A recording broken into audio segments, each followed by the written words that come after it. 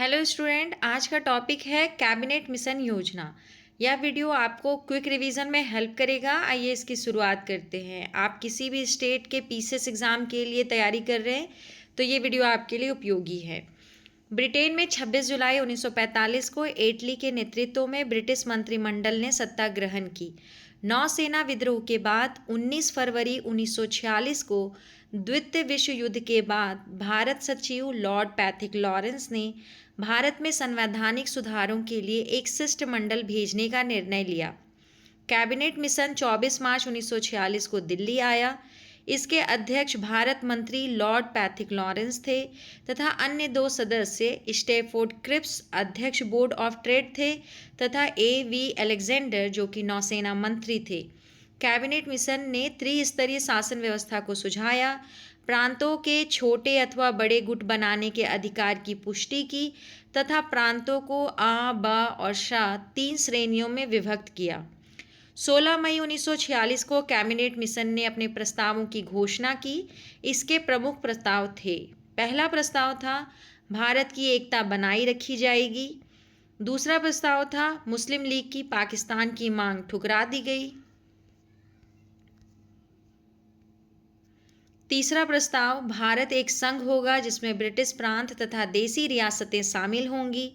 चौथा, संविधान निर्मात्री संस्था या संविधान सभा का गठन प्रांतीय विधानसभाओं तथा देसी रियासतों के प्रतिनिधियों द्वारा किया जाएगा। कैबिनेट मिशन 1946 ने वायसराय की एग्जीक्यूटिव काउंसिल का पुनर्गठन कर अंतरिम सरकार के गठन का सुझाव दिया, जिसमें वार्ड मेंबर सहित सभी विभाग भारतीय सदस्यों द्वारा धारण किए जाने थे। कैबिनेट मिशन योजना के पक्ष में गांधी जी पूरी तरह से थे। इस योजना के संदर्भ में गांधी जी ने कहा, यह योजना उस समय की परिस्थितियों के परिप्रेक्ष्य में सबसे उत्कृष्ट योजना थी, जिसमें ऐसे बीज थे जिनसे दुख की मारी भारत भूमि यातना से मुक्त हो सकती थी।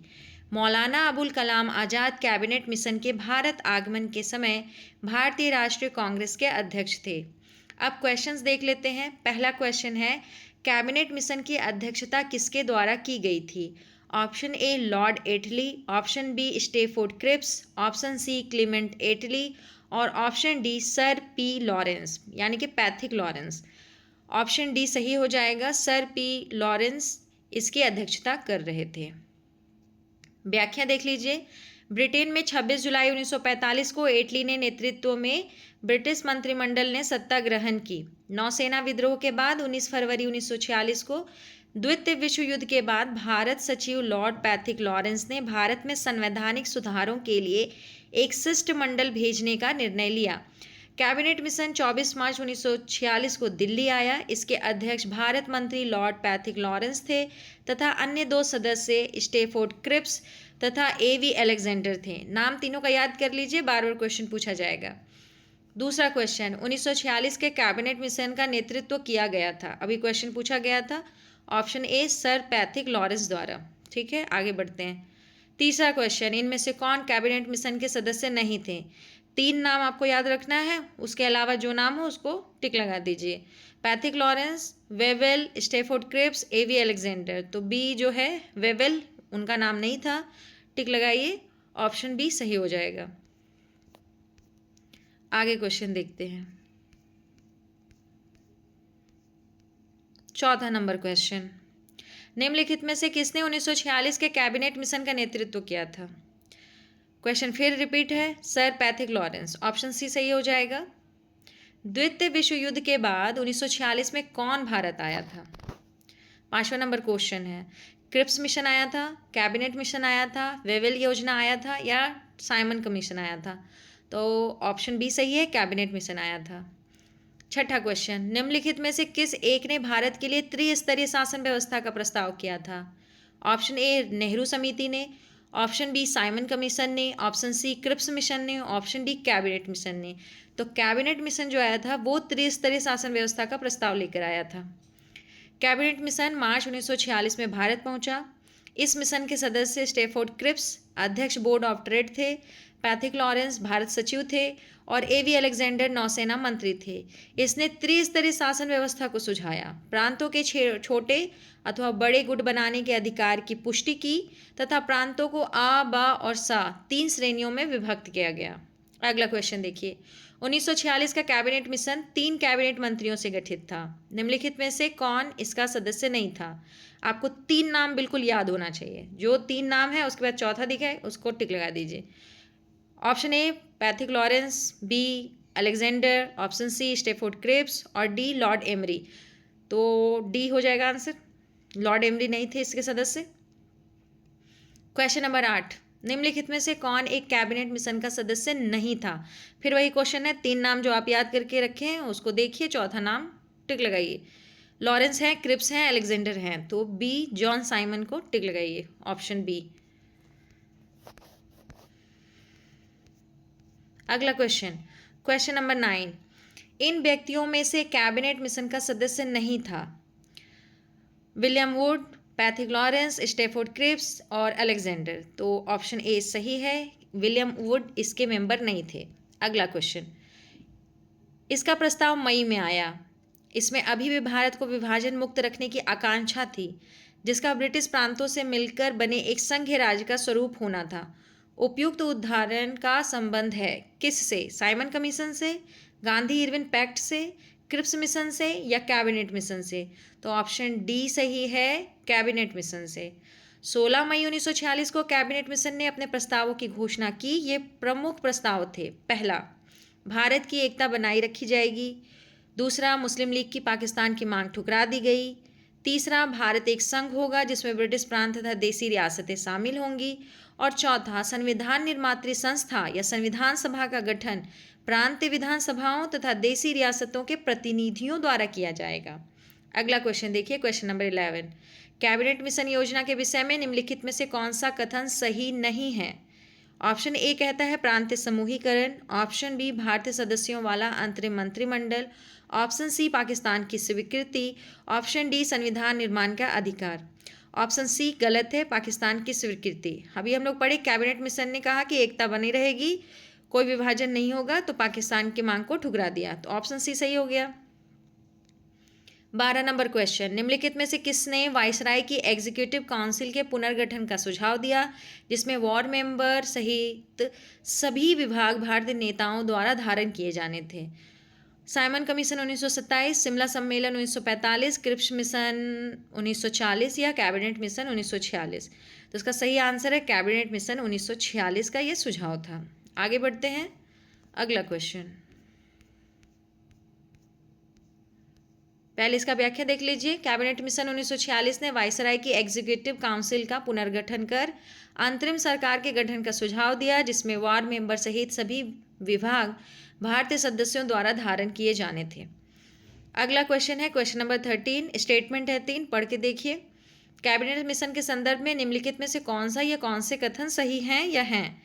पहला, इनसे एक संघीय सरकार के लिए सिफारिश की। दूसरा, इसने भारतीय न्यायालयों की शक्तियों का विस्तार किया। और तीसरा, इसने आईसीएस में और अधिक भारतीयों के लिए उपबंध किया। आईसीएस सिविल सर्विसेज के लिए होता था। तो तीनों स्टेटमेंट पे पहला स्टेटमेंट सिर्फ सही है, 2 स्टेटमेंट गलत है, ठीक है। तो केवल एक ए ऑप्शन सही है। पढ़ लीजिए डिस्क्रिप्शन। कैबिनेट मिशन 24 मार्च 1946 को दिल्ली पहुंचा और भारत के विभिन्न राजनीतिक दलों से लंबी बातचीत हुई। चूँकि भारत की प्रमुख राजनीतिक पार्टियों मुस्लिम लीग तथा कांग्रेस के मध्य भारत की एकता तथा बंटवारे के विषय में समझौता नहीं हो सका, इसलिए शिष्टमंडल ने अपनी ओर से समस्या का हल प्रस्तुत किया। शिष्टमंडल कहे थे कि आप लोग अपने हिसाब से जो चाहते हैं दे दीजिए, और अगर आप लोग नहीं दे पाएंगे तो फिर हम देंगे। तो सही में समझौता तो हो नहीं पाया लीग और कांग्रेस के बीच में, तो शिष्टमंडल अपनी ओर से समस्या का जो समाधान था वो लेकर चला आया। ये प्रस्ताव वायसराय लॉर्ड वेवल तथा शिष्टमंडल ने एक संयुक्त वक्तव्य में 16 मई 1946 को प्रकाशित किया। लंबे समय की योजना के रूप में कैबिनेट मिशन शिष्टमंडल ने पाकिस्तान की मांग को अस्वीकार कर दिया। कैबिनेट मिशन के अन्य सुझाव निम्नलिखित थे। पहला पढ़िए, भारत में ब्रिटिश भारत तथा रियासतों का एक मिलाजुला संघ होना चाहिए जो विदेशी मामले, रक्षा तथा संचार साधनों की देखभाल करे और उनके लिए कर लगा सके। दूसरा था कि संघ की कार्यकारिणी और विधानमंडल में ब्रिटिश भारत और रियासतों के प्रतिनिधि होने चाहिए। तीसरा, प्रांतों को केंद्रीय विषयों को छोड़कर शेष सभी मामलों में पूर्ण स्वायत्तता प्राप्त हो और शेष शक्तियां उन्हीं के पास होंगी। चौथा था कि प्रांतों को छोटे अथवा बड़े गुट बनाने का अधिकार हो। इन गुटों के क्या अधिकार होंगे इसका निर्णय वे स्वयं करेंगे। अब ये बात कांग्रेस को नहीं पसंद आई थी। चौथा नंबर जो है ना, वो कांग्रेस को नहीं पसंद आई। और पाकिस्तान का मांग ठुकरा दिया गया, वो लीग को नहीं पसंद आया। इसमें प्रांतों को 3 वर्ग अ, ब तथा सा में बांटने की बात कही गई।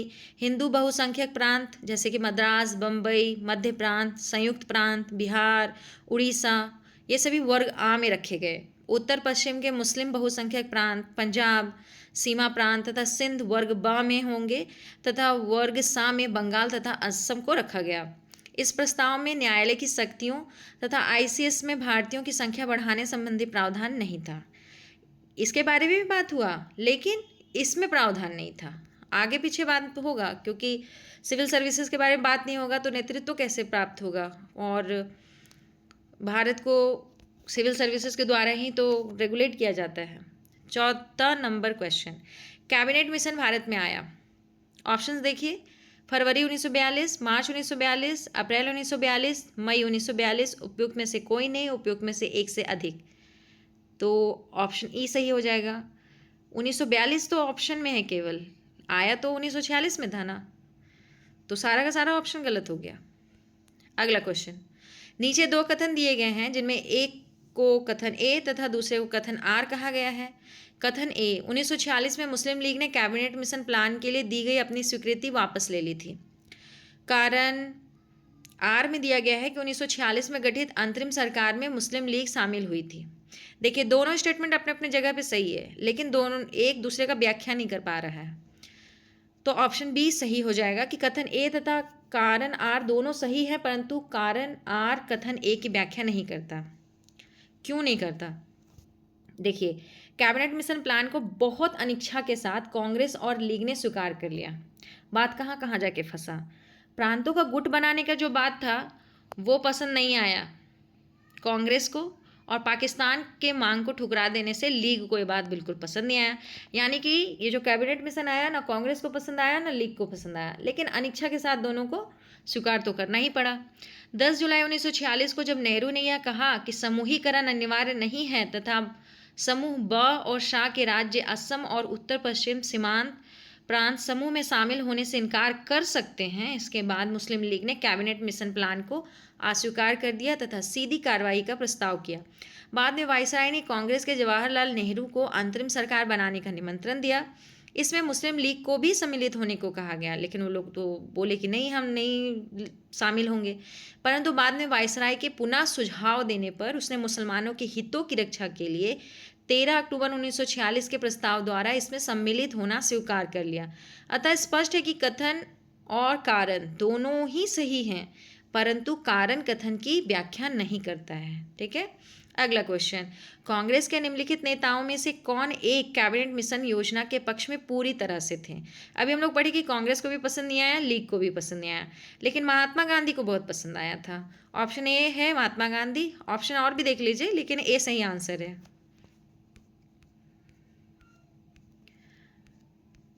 सरदार पटेल है और मौलाना अबुल कलाम आज़ाद ऑप्शन है, लेकिन ए सही है। ठीक है, कैबिनेट मिशन योजना के पक्ष में गांधी जी पूरी तरह से थे। इस योजना के संदर्भ में गांधी जी ने कहा कि यह योजना उस समय की परिस्थितियों के परिप्रेक्ष्य में सबसे उत्कृष्ट योजना थी।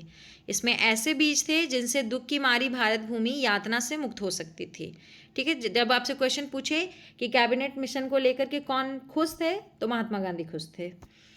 17 नंबर क्वेश्चन, वह कौन सा कांग्रेस अध्यक्ष था जिसने क्रिप्स मिशन व लॉर्ड वेवेल दोनों से वार्ताएं की थी? Option A Abul Kalam Azad, option B Jawaharlal Nehru, option C JB Kripalani, option D Rajagopalachari. इसका सही आंसर है ऑप्शन ए अबुल कलाम आज़ाद। अबुल कलाम आज़ाद वर्ष 1940 से 46 तक कांग्रेस के अध्यक्ष रहे। उन्होंने क्रिप्स मिशन 1942 में, लॉर्ड वेवेल 1945 में दोनों से वार्ताएं की। देखिए, 1940 में जब रामगढ़ का 53वां अधिवेशन हुआ, उसके बाद से जो अध्यक्ष पद है उसके लिए चुनाव नहीं हुआ। ठीक है, उसके बहुत सारे कारण थे। उसके बाद द्वितीय विश्व युद्ध शुरू हो गया, फिर कांग्रेस में गांधी जी के बड़े विश्वासी भी थे अबुल कलाम आज़ाद, योग्य व्यक्ति भी थे, और ये अपने पद पर बने रहे तो वो भी अच्छा ही रहा। और साथ में जब दूसरा विश्व युद्ध शुरू हुआ तो अंग्रेज काफ़ी स्ट्रिक्ट हो गए कांग्रेस को लेकर, इतने स्ट्रिक्ट हो गए कि बड़े बड़े नेताओं को तो वो गिरफ्तार करा लिए, जैसे पंडित जवाहरलाल नेहरू, सरदार वल्लभ भाई पटेल, ये सब तो उस समय गिरफ्तार कर लिए गए थे ताकि ये लोग यहाँ और विद्रोह भड़का ना दें, इन लोग का परेशानी और बढ़ ना जाए, इसलिए ये सब काम हुआ। इसलिए उसके 1940 से 46 के बीच में कोई चुनाव नहीं हुआ अध्यक्ष का, और इस पूरे लंबे समय तक अबुल कलाम आज़ाद बने रहे। बहुत ही योग्य व्यक्ति थे, इसलिए इनके इस पद पे बने रहने से कुछ गलत भी नहीं था। और फिर 1946 में फिर चुनाव होता है और जेबी कृपलानी उसके बाद अध्यक्ष बनाए जाते हैं। ठीक है, तो ये जो इसके बीच में 1940 से लेकर 46 में जो भी मिशन आएगा, चाहे जो भी वार्ता होगी, तो अध्यक्ष उस समय अबुल कलाम आज़ाद ही रहेंगे। फिर जब भारत आज़ाद हुआ 1947 में, तो ये हमारे पहले शिक्षा मंत्री बने, ये भी याद रखिएगा। ठीक है, अगला क्वेश्चन 18, कैबिनेट मिशन के भारत आगमन के समय भारतीय राष्ट्रीय कांग्रेस का अध्यक्ष कौन था? ऑप्शन सी मौलाना अबुल कलाम आज़ाद इसका सही आंसर हो जाएगा। क्वेश्चन रिपीट हो गया है। मौलाना अबुल कलाम आज़ाद कैबिनेट मिशन के भारत आगमन के समय भारतीय राष्ट्रीय कांग्रेस के अध्यक्ष थे। श्री आज़ाद को मिशन के साथ विचार विमर्श करने हेतु कांग्रेस कार्य समिति ने पूर्ण अधिकार दे रखा था। बहुत योग्य व्यक्ति थे और इन पर भरोसा बहुत ज़्यादा था। 6 अप्रैल 1946 को उन्होंने सर्वप्रथम कैबिनेट मिशन के सदस्यों से मुलाकात की थी। तो ये टॉपिक यहीं ख़त्म होता है। इसके बाद हम लोग संविधान सभा पढ़ेंगे। अगर आपको वीडियो अच्छा लगा हो तो लाइक कर दीजिएगा। और आज का क्वेश्चन आप बताइए कि जब कैबिनेट मिशन भारत आया उस समय ब्रिटेन के प्रधानमंत्री कौन थे? ठीक है, प्रधानमंत्री कौन थे और किस पार्टी के थे? ये दोनों आंसर आप कमेंट बॉक्स में कमेंट करके बताएंगे कि जब कैबिनेट मिशन 26 जुलाई या फिर आप जुलाई के बाद जो मई का महीना था उसी के बीच में हम लोग कहते हैं, 1945 में जब कैबिनेट मिशन भारत आया उस समय ब्रिटिश प्रधानमंत्री का नाम आपको बताना है। इसी साथ वीडियो समाप्त करते हैं। धन्यवाद।